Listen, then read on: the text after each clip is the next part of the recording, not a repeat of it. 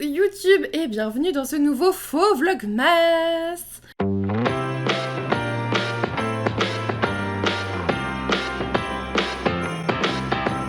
C'est bientôt fini les vlogmas, il m'en reste quoi? Il m'en reste 4? Ouais, à peu près. À peu près. Je sais pas encore si j'en fais un le 25 ou pas. Bah oui, je sais, Soliste, c'est moi qui les ai. Bon, en tout cas, coucou YouTube, on se retrouve aujourd'hui pour un faux vlogmas. On est en live et j'avoue que je l'ai pas fait beaucoup, donc je suis plutôt fière de moi. Je pensais vraiment faire les vlogmas, enfin pas mal en live et tout, pour essayer de combiner les deux. Finalement, j'ai bien tenu, je suis très fière de moi. Vraiment, je sais faire une vidéo par jour pendant 21 jours pour l'instant. Franchement... Voilà, je suis très très contente. Et du coup aujourd'hui, je vais vous parler de mes sorties, des sorties de 2024 qui m'attirent déjà. J'en ai noté une vingtaine, il me semble, en tout cas entre 15 et 20, et j'en ai déjà certains, je vous expliquerai ça après. J'ai rangé par mois, j'ai mis janvier, février, mars majoritairement, et il y en a un petit peu après, mais pas grand chose. Pas grand chose. Ça ne se substitue pas aux sorties littéraires de janvier que j'ai commencé à préparer, que je ferai probablement la semaine prochaine.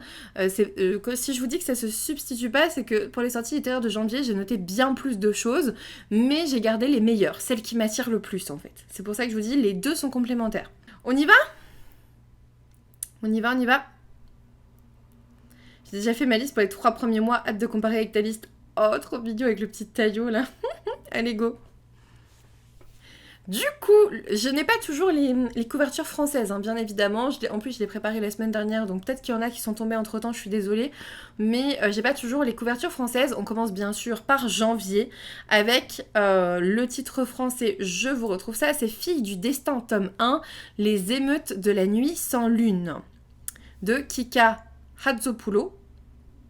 C'est publié par La Martinière Jeunesse, celui-ci. Pour le résumé, on vous dit: à Alante, la cohabitation est difficile entre les humains et les héritiers des dieux. Moi déjà, tu me dis héritier des dieux, je suis en mode waouh, trop bien, tu vois. Il y a vraiment un truc qui me plaît là-dedans. On vous dit minoritaires, ces derniers, donc les héritiers des dieux, sont traités en paria. Et on suit Io, vraiment, descendante de l'une des déesses du destin, peine à joindre les deux bouts. Capable de déceler les fils de vie de chacun, et là, moi, j'ai l'image d'Hadès, avec les moires et tout, et les fils du destin, tu vois, les fils de vie, les fils de destin, etc. Capable de déceler les fils de destin de chacun, elle utilise ses pouvoirs de némoire, quand je vous parle de moire, voilà, pour mener des enquêtes sans envergure. Jusqu'au jour où sa vie bascule, Yo assiste à un meurtre perpétré par une femme au fil de vie coupé. Impossible, impensable. Chargé de résoudre ce mystère plus politique qu'il n'y paraît, Yo est forcé de travailler avec celui qu'elle fuit depuis des années, Edei Runa, avec qui elle partage un fil d'argent, le désignant comme son âme sœur. Personnellement, je le veux trop. Voilà, je le veux trop. Il a l'air beaucoup trop bien. Ça a l'air très très chouette. Voilà, on verra un petit peu ce que ça donne. Je vais pas trop regarder les avis des uns et des autres, je vous avoue, j'ai pas du tout suivi ça. Mais je sais que de toute façon, moi, tu me parles fil du destin, je te dis d'accord. En fait, je te dis c'est combien. Parce que c'est une thématique que j'aime énormément. C'est une thématique que j'aime beaucoup et qui ne se voit quasiment jamais. C'est d'ailleurs ce qui m'avait plu dans La fiancée du dieu de la mer. J'ai réussi à mettre les mots dans le bon ordre. La fiancée du dieu de la mer, c'est pareil, il y avait un genre de fil du destin, fil d'âme sœur, fil de je sais plus quoi. Et moi, tu me parles de fil comme ça dans une destinée, ça me plaît énormément. Donc voilà. Sortie numéro 2 que j'ai remarqué en 2024, on est toujours en janvier, hein, vraiment. Évidemment, Daniel L. Jensen qui a écrit Le Pont des Tempêtes.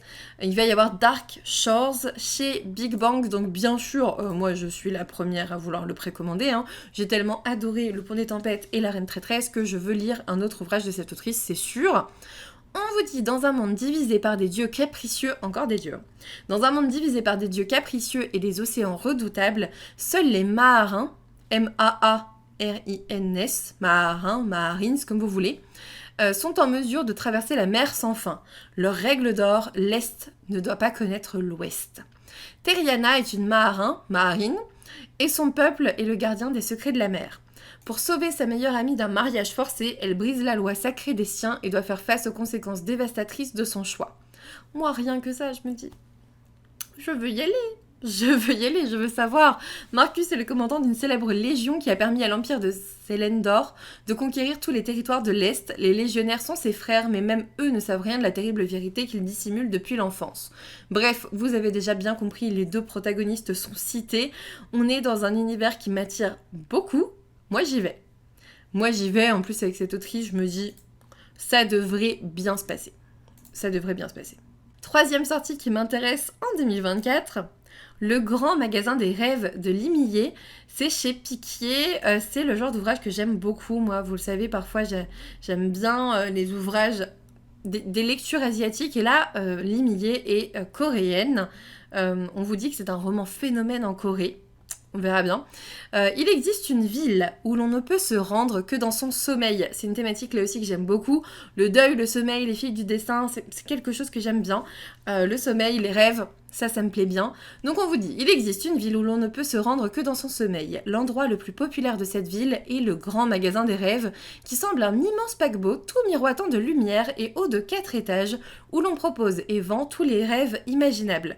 Rêves d'enfance, de voyage, de nourriture délicieuse, mais aussi cauchemars, songes prémonitoires ou consolateurs. La jeune Penny vient juste de réussir son entretien d'embauche, elle commence son travail à la réception du rez-de-chaussée, et c'est avec elle que nous allons découvrir l'univers chatoyant du grand magasin des rêves, où chaque nuit, une foule de dormeurs humains et animaux viennent choisir les rêves qu'ils désirent vivre. Je le veux, comment te dire? Là vraiment cette vidéo, globalement vous pourriez la réintituler « Ces romans que je vais précommander ». Voilà. Non, c'est typiquement quelque chose que je vais adorer, mais je le sais. Après, la couverture en dit pas mal, je trouve, sur le côté littérature asiatique et un peu contemplatif. Poétique aussi, d'ailleurs. Bref, je sais que je le veux. Je sais que je vais le précommander. C'est sûr. C'est sûr. Ensuite, 4e sortie. Résonance, le tome 1 de Morgane Rugraff qui sort là en février. On est passé en février. J'ai essayé de prendre quelques sorties qui m'intéressaient beaucoup sur divers mois. C'est ce roman que j'ai déjà parce que c'est chez Plume Blanche. Morgane Rugraff, c'est l'autrice de Lune Ardente que j'ai beaucoup aimée. Une saga que j'ai adorée en 2 tomes. Et là, du coup, on découvre Résonance. N'hésitez pas à l'acheter sur, si vous le voulez, à l'acheter sur le site de la maison d'édition parce que vous avez tout. Vous avez le vernis sélectif, etc. Si vous l'achetez ailleurs, vous l'avez pas forcément. Les en-têtes de chapitre sont comme ça. Voilà, c'est super beau. C'est super beau. Et on vous dit... Je vais commencer par quoi? Kayden et Tigan Jace vivent à Ténéris, une ville portuaire sous le Magnanube. C'est super facile à dire cette phrase, vraiment. Qui ne voit jamais la lumière des soleils. Le destin des 2 frères bascule le jour où Tigan vole le Harfang, sauvage, je sais pas ce que c'est, maintenu captif sur le pont d'un bateau volant et promis comme cadeau au fils du gouverneur afin de sauver des pêcheurs perdus en mer lors d'un terrible orage. Son geste héroïque entraîne Kayden par-delà le Magnanube en tant que prisonnier coupable de complicité dans le crime de son cadet. Et en gros, là-dedans, on vous dit les légendes parlent de dons extrêmement rares. Les résonances, au nombre de 3, elles firent trembler le ciel, la terre et les mers. Murmuration capable de rassembler toutes les créatures du ciel sous un même cri. Liaison capable de connecter toutes les créatures de la terre sous un même ultrason. Et vibration. C'est moi, la vibratrice. Vibration, c'est moi. Capable de relier toutes les créatures des mers sous une même onde. Voilà. Il a l'air beaucoup trop bien. Il a l'air beaucoup trop bien. C'est une rage de... Ah, mais en plus, tu me l'as déjà dit, ce liste. Harfang, c'est Edwige, c'est une race de chouette. Merci beaucoup. Merci beaucoup. Mais bref, trop hâte de le découvrir. Je vais essayer de lire les plumes blanches que j'ai achetées à Mons en temps et en heure. Mais je croise les doigts, donc comme ça, je m'engage pas. Voilà. 5e sortie. J'ai remarqué la sortie de The Liar's Crown. Là, ça sera chez Stardust. Donc, vu que je suis partenaire avec eux cette année, j'imagine que je vais pouvoir la voir. C'est de Abigail Owen. En français, on va l'appeler Dominions, le tome 1, donc l'ombre de la couronne en tout cas, l'ombre de la couronne. Et on vous dit, certaines ombres vous protègent, d'autres vous Ce résumé n'est pas français. Certaines ombres vous protègent, d'autres peuvent vous tuer. Il y avait un vous en trop. Ma vie est un mensonge. En tant que jumelle cachée de la future reine, je n'ai qu'un seul but, sacrifier ma vie pour ma sœur si la mort vient à s'abattre sur elle. Née en second, j'ai vécu jusque-là sous l'apparence d'une fille humble et discrète, me glissant dans le palais et dans le rôle de la vraie princesse lorsque le danger se montrait. Aujourd'hui, la reine est morte. Et le roi Eidolon a envoyé à ma sœur un drôle de cadeau, une demande en mariage. Je ne lui fais pas confiance, alors j'exécute ce pourquoi je suis née et je prends sa place incognito la veille du couronnement. C'est ainsi que ce mystérieux jeune homme, dont je peux sentir l'ombre quand il croit enlever la nouvelle reine, me capture par erreur. Alors que j'essaie de m'échapper, mon tissu de mensonges commence à s'effilocher. Quant au Shadow Wraith, qui m'a enlevé, il semble avoir ses propres lourds secrets. Je le vois lutter pour contenir ses ombres. Je suis sûre qu'on va l'aimer, celui-là. Mais l'hiver menace, les ténèbres s'annoncent, et le seul moyen de sauver ma sœur est de combattre le Shadow Wraith, qui est en train de voler mon cœur. Oh oh oh, c'est typiquement le genre de roman que j'aime trop, donc je suis trop contente d'être en partenariat avec Stardust, parce que vraiment, c'est exactement ce que je veux lire. Cette année et les prochains temps, bien sûr. Attendez, je balance mes lurks partout, et je suis à vous. Il y a les copains qui sont en live aussi, donc on y va, on y va. Hop. L'extrait de l'ombre et la couronne distribué à Montreuil donne très très envie. Tu l'as lu? Tu l'as lu ou pas, ce liste?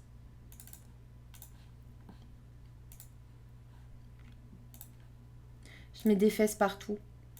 Je mets des fesses de Taillot. En plus, Taillot, il est en train de dormir pépère, là, hop. L'extrait de l'ombre de la cour... ça, je l'ai lu. Oui, ce week-end. Ah ouais. Ah, trop fort.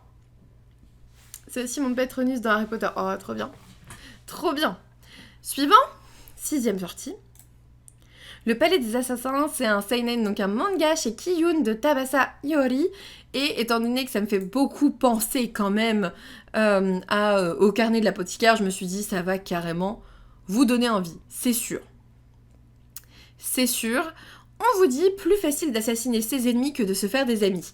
Karine vient d'entrer comme apprentie servante au quartier des femmes du palais impérial. Clairement, c'est un peu la même thématique. Enfin, la même époque, le même univers, c'est ça que je veux dire. Dans ce lieu à part, elle espère réaliser son vœu de toujours, se faire des amis. Fille du haut fonctionnaire le plus craint de l'Empire et considérée comme le bras armé de son conspirateur de père, elle a toute sa vie vécu isolée.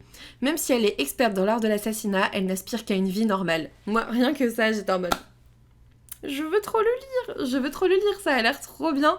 En plus, c'est un manga, donc ça va se faire très très vite. J'avais envie de vous noter un manga. Voilà, je vous ai noté un manga, un webtoon dans cette sélection, parce que je pense que c'est important de les citer aussi. 7e sortie, en février toujours, Fourth Wing de Rebecca Yarros, c'est chez Hugo Roman dans leur collection Romantasy. Ce roman a beaucoup fait parler de lui côté anglophone. Voilà, donc clairement moi j'attendais l'annonce de sa sortie, c'était sûr qu'une maison d'édition allait l'acheter, enfin allait acheter les droits pour le faire paraître en France, c'était sûr, il a fait trop de bruit aux États-Unis, enfin côté anglophone il en a fait trop, donc c'était sûr, et en plus on a le résumé en français du coup, passer toutes les épreuves ou mourir, il y a des épreuves les gars, il y a des épreuves et de ce que je vois sur la couverture il y a des dragons, donc... Pas mal. Rien ne prédestinait Violet Sorengale à être une cavalière. Elle était censée intégrer le cadran des scribes et mener une vie tranquille parmi les livres. Elle, dont les os sont si fragiles qu'ils peuvent se briser en un instant. Je me demande ce qu'elle a du coup. Mais aujourd'hui est le jour des conscriptions, et en tant que fille de la générale, elle-même cavalière et dresseuse de dragons, Violet n'a d'autre choix que de satisfaire les ordres de sa mère et de rejoindre les épreuves de sélection pour devenir dragonnière, l'élite de la Navarre. Pourtant, le simple fait d'envisager s'inscrire à cette compétition lui paraît ridicule, car les dragons ne se lient pas aux humains fragiles, ils les brûlent. Mais Violet est peut-être la candidate la moins forte physiquement, elle est cependant rusée et rapide. Des qualités indispensables quand on évolue dans un monde sans foi ni loi, où les alliés peuvent vite devenir des ennemis ou peut-être encore des conquêtes. Je m'arrêterai sur ça, je n'ai pas besoin d'en dire plus, je crois. Lui, je l'achète direct en collector. Ouais, on est d'accord, t'as vu la version collector comme elle est incroyable, Pauline? Enfin, elle a l'air ouf. J'ai vu ça, je me suis dit, ok. Vraiment, ok. Ça a l'air super chouette. Suivant, sortie numéro 8. Soliste me comprend là, n'est-ce pas Soliste? Dis-moi que tu me comprends, évidemment, le prochain roman de siècle, Vailban qui a écrit l'incroyable L'étoile du soir, cette fois-ci c'est chez Big Bang et c'est plein ciel évidemment que c'est dans cette vidéo que je devais mettre siècle. Pour le coup, je crois que c'est le premier livre que j'ai écrit, Soliste, sans mentir. Je pense vraiment que c'est le premier livre que j'ai écrit parce que... En plus, elle fait un space opéra. Non mais... Incroyable. Incroyable. Au niveau du résumé, pour ceux qui ne connaissent pas encore, on vous dit: sur l'île de la Nébuleuse, l'opéra plein ciel fait la pluie et le beau temps, et chacune de ses représentations se doit d'être parfaite. Des confins à la capitale, tous les habitants sont appelés à mettre leurs dons au service de l'opéra. Née au sein d'une famille d'aristocrates capables de métamorphoser les corps, Ivoire est une simple dompteuse de rubans, et c'est loin de son milieu social qu'elle a trouvé sa place au sein d'un prestigieux atelier de couture. Mais lorsque la maîtresse jouée de plein ciel remarque son talent, Ivoire n'a pas le choix. Elle est forcée d'emménager au cœur de l'opéra. La voilà plongée dans les coulisses où la vie se mène à un rythme effréné au gré des préparatifs, des intrigues de cour et des pamphlets interdits qui circulent sous le manteau et promettent un autre monde possible. Po po po. Et la connaissance, ça va être un truc... Je suis sûre que retrouver sa plume, rien que ça va me faire aimer le roman. Ça a l'air trop bien, mais c'est clair. Tu le notes ? C'est ça le petit emoji, tu le notes? Je te comprends. Je te comprends. Je suis curieux de la voir sur une grosse machinerie après ce bijou intime. Mais moi aussi. Mais clairement, l'étoile du soir est un bijou intime. C'est exactement ce que tu dis. C'est un bijou poétique et intime. Moi, j'ai hâte de voir ce qu'elle va donner là-dedans. Enfin, ce qu'elle a donné là-dedans, du coup. Il est déjà écrit. Voilà. Suivant. 9e sortie. J'ai noté Noblesse oblige, qui est une expression en elle-même, de Maïwenn Alix. Parce que Maïwenn Alix avait écrit In Real Life, je crois. Attends, que je me trompe pas. Parce que des fois, j'ai des faux souvenirs.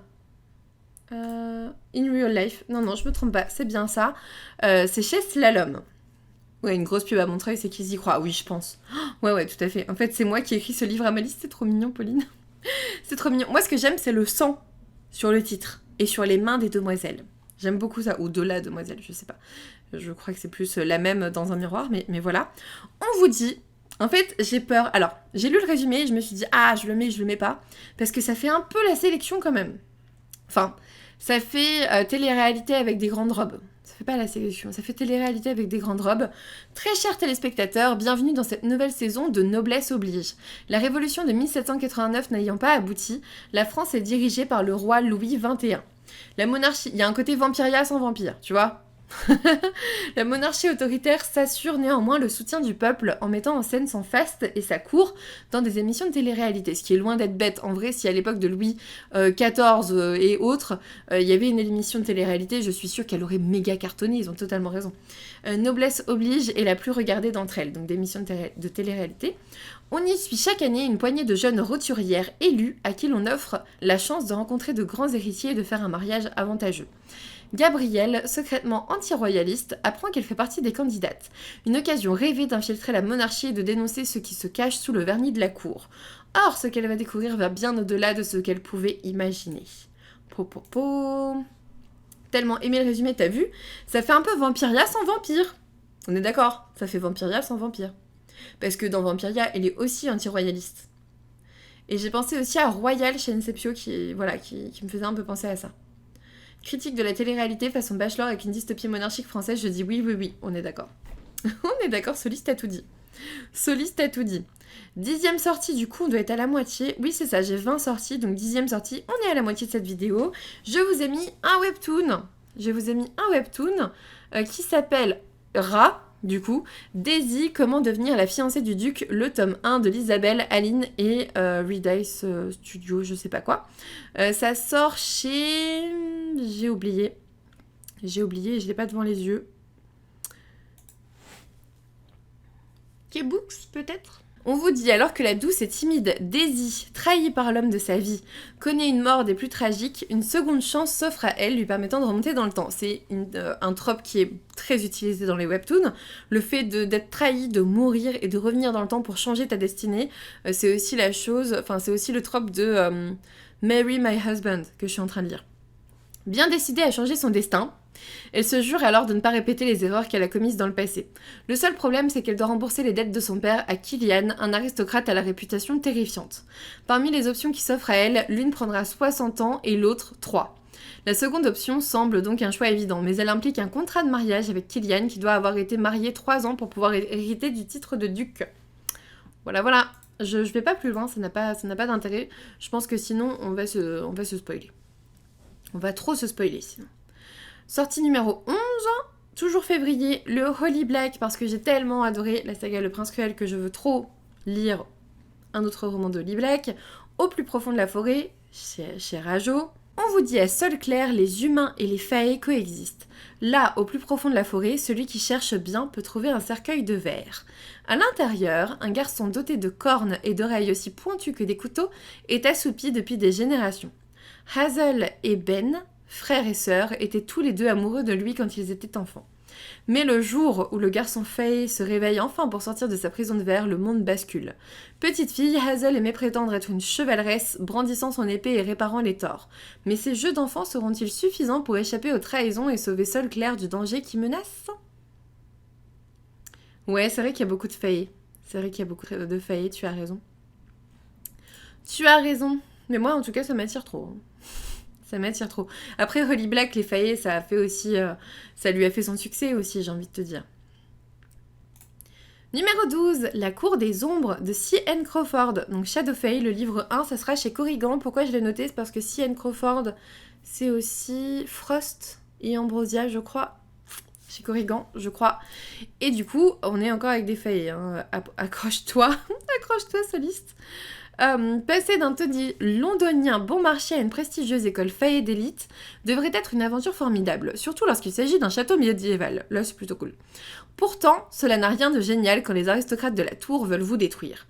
Vous, la Faye maudite, cela commence quand un Faye mortellement magnifique, roi d'Anne, me traque. C'est un Wraith, je sais pas comment on dit ça, et comme tous ceux de sa lignée, il a fait vœu de silence et son objectif est d'étouffer la magie illégale, la magie Fae que je possède. Roadan me laisse vivre à une condition, je dois mériter ma place à la cour des ombres. Dommage que les autres recrues me détestent. Pire, je suis obligée de partager une chambre avec le silencieux Wraith. Je sais pas comment je vais le dire, Wraith. Je sais pas comment je vais le dire dans ma tête. Qui est aussi sinistre que sexy, évidemment. Il suffit d'une erreur et je m'en vais. Et à la cour des ombres, l'échec signifie la mort. Et on vous dit à partir de 16 ans, donc. Soit t'as beaucoup de spicy, soit t'as des scènes bien glauques. Bien gore. Sortie numéro 13. La Voix de la Vengeance. Et là, on est en mars, hein, d'ailleurs. Avant, on était en quoi ? En février encore. Donc là, on passe en mars. La Voix de la Vengeance de Sacha Morage, je ne sais pas, c'est chez Plume Blanche. On vous dit, Veil a tout perdu. Son frère d'abord, égorgé sous ses yeux. Trop bien. Enfin, c'est horrible, mais c'est trop bien pour moi. C'est typiquement ce que j'aime bien. Son futur ensuite, puisqu'elle est désormais traquée par le puissant bureau pour usage illégal de sa voix.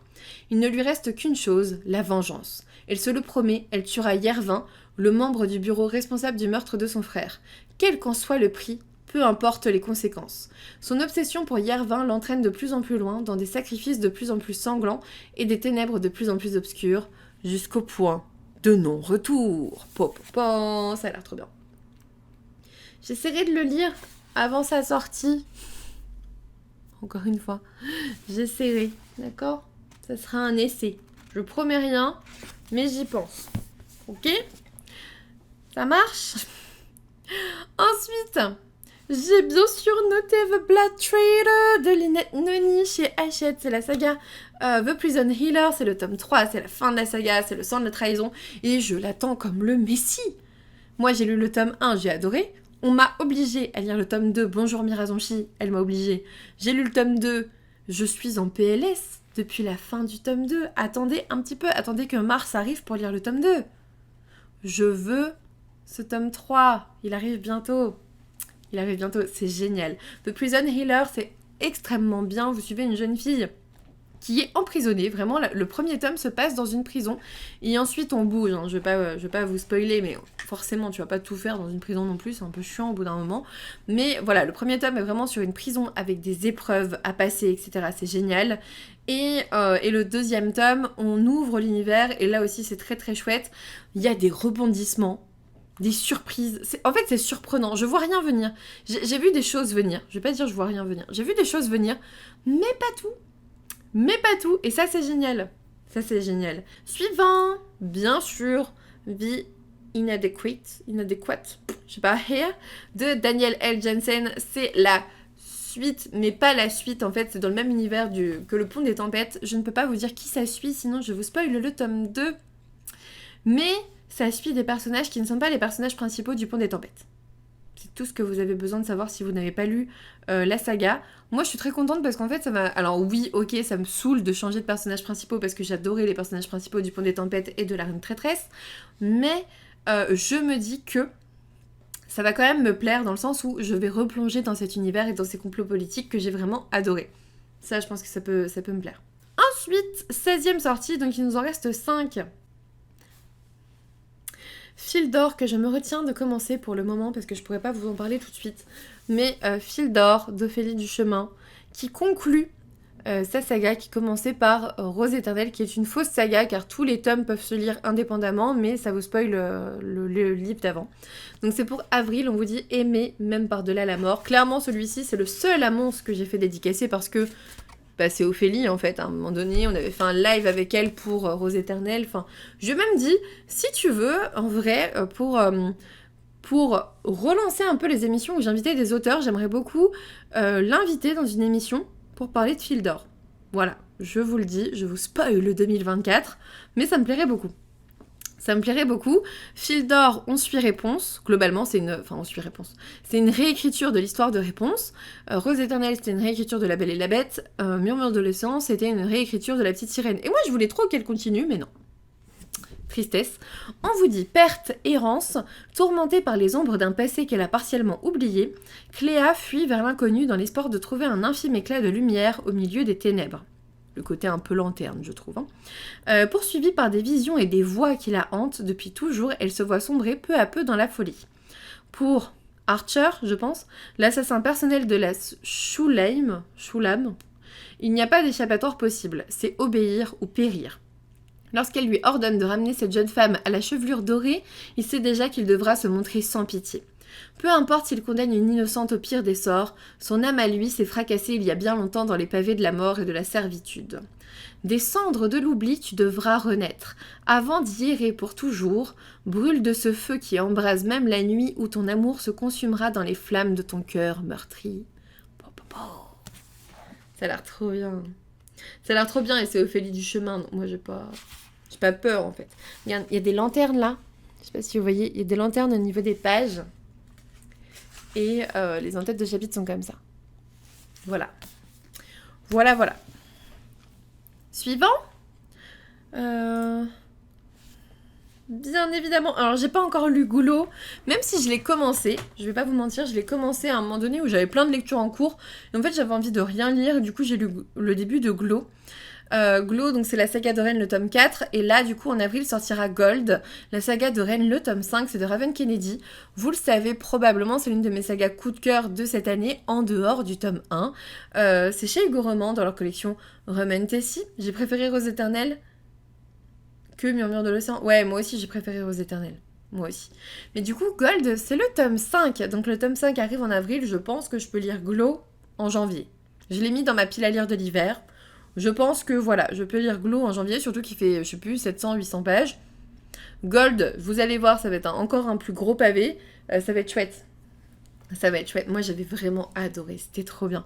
Mais je suis pas sûre, tu vois, ce livre, je te le conseillerais pas. Je suis pas sûre que pour toi, ça te plaise. Tu vois, en commençant à connaître un petit peu tes goûts, je te la conseillerais pas. Voilà. Sortie 18. Shaskar, le tome 1 de Serena Howell. Ouais, je vous ai mis les plumes blanches. Là, on est sur juillet, hein. Vraiment, on est parti loin. Mais je trouvais que c'était aussi la façon de vous montrer aussi les plumes blanches de l'an prochain qui m'intéressent le plus. Parce que, forcément, ce sont les sorties 2024 qui m'attirent déjà, vu que je les ai déjà achetées. Tu vois, c'est pas vraiment de la triche. C'est un côté pratique. C'est peut-être un peu de la triche. Du coup, on vous dit, la Grande Purge aurait dû éliminer toutes les créatures magiques, mettre à jamais l'humanité à l'abri de ces fléaux. Désormais, les monstres sont partout. Appelés éthérés, ils tuent et détruisent tout sur leur passage. Entre eux et les hommes se tiennent des êtres très particuliers. Des êtres formés dans l'institution des héros de la Grande Purge, Shaskar. Des êtres dont les gènes sont compatibles avec la magie des éthérés. Selene est appelée à devenir elle aussi une mutilée. Terrorisée par l'idée de se voir rejetée par la société à cause des transformations physiques qui vont être engendrées par sa mutation, c'est à reculons et sous bonne escorte qu'elle se rend à Shaskar. Seulement, quand les tests ont lieu, elle ne s'attend pas à se retrouver compatible avec Argoth, le roi des éthérés, l'ennemi à abattre, à tout prix. Il y a des petits lapins. Regardez, il y a des petits lapins. Si vous voulez un autre argument. Franchement, ça a l'air trop bien. Il a l'air trop bien, il est pas trop long. Donc pour juillet, c'est... Oh, je veux pas me spoiler. Mais il y a des illustrations à la fin. Et alors, je vais vous dire, c'est joli. Vous allez dire, elle est bizarre. Mais regardez, c'est une cage thoracique.